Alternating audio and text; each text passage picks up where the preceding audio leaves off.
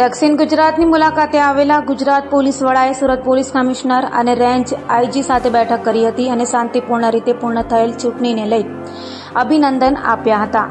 ગુજરાત રાજ્યના પોલીસ વડા દક્ષિણ ગુજરાતની મુલાકાતે આવ્યા છે ત્યારે સુરત પોલીસ કમિશનર અને રેન્જ આઈજી સાથે ગુજરાત પોલીસ વડાએ બેઠક કરી હતી અને ચૂંટણીમાં શાંતિપૂર્ણ માહોલમાં મતદાન પૂર્ણ થવાની સાથે કરોડોના ડ્રગ્સ મામલે સુરત પોલીસને મળેલી સફળતાને લઈ અભિનંદન આપ્યા હતા. ગુજરાતની અલગ અલગ એજન્સીઓએ કરોડો રૂપિયાનું ડ્રગ્સ ઝડપી પાડ્યું છે અને ખાસ ગેંગ સામે ગુજરાત પોલીસ દ્વારા કરાયેલી કાર્યવાહીને લઈ તેઓએ સુરત પોલીસની કામગીરીને વખાણી હતી.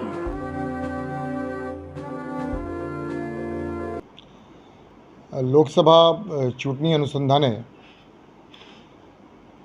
પ્રચાર અને મતદાનમાં સુરત શહેર પોલીસ અને સુરત રેન્જના અલગ અલગ એકમો તરફથી જે કામગીરી કરવામાં આવી છે અને જે કામગીરીના કારણે ખૂબ શાંતિપૂર્ણ માહોલમાં મતદાનની સમગ્ર પ્રક્રિયા સંપન્ન થઈ તે બદલ સુરત શહેર પોલીસના તમામ વરિષ્ઠ અધિકારીઓ અને સુરત રેન્જના તમામ વરિષ્ઠ અધિકારીઓ સાથે આજે મારી મીટિંગ થઈ અને એ મીટિંગમાં ગુજરાત પોલીસના વડા તરીકે મને આ લોકોની કામગીરી ઉપર જે સંતોષ છે અને જે ગર્વ છે એ મેં એમની સમક્ષ વ્યક્ત કરી છે. આપણે જાણીએ છીએ કે ચૂંટણી દરમિયાન અલગ અલગ વિષયો ઉપર પોલીસની ધ્યાન કેન્દ્રિત કરવાની હોય છે અને તમામ વિષયો ખૂબ મહત્ત્વપૂર્ણ હોય છે.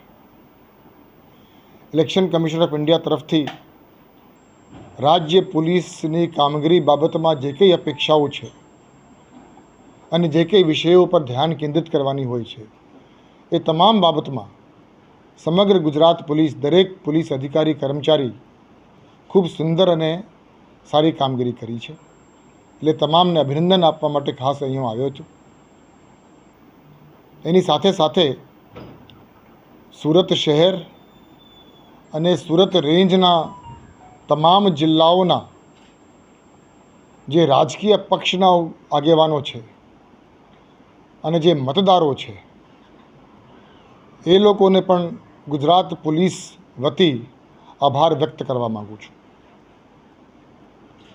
ગુજરાત રાજ્યમાં શાંતિપૂર્ણ માહોલમાં પ્રચાર અને મતદાનની પ્રક્રિયા પૂરી થઈ એ બદલ ગુજરાતના શાંતિપ્રિય લોકોને પણ આભાર વ્યક્ત કરીએ એ જરૂરી છે. પોલીસની કામગીરીની સાથે સાથે મતદારો તરફથી અને રાજકીય પક્ષો તરફથી ખાસ કરીને રાજકીય પક્ષના નેતાઓ છે, આગેવાનો છે, એ લોકો તરફથી પણ અમારી અપેક્ષાઓ હોય છે. એ લોકોની સાથ અને સહયોગ આપણને મળે એવી અપેક્ષા હોય છે.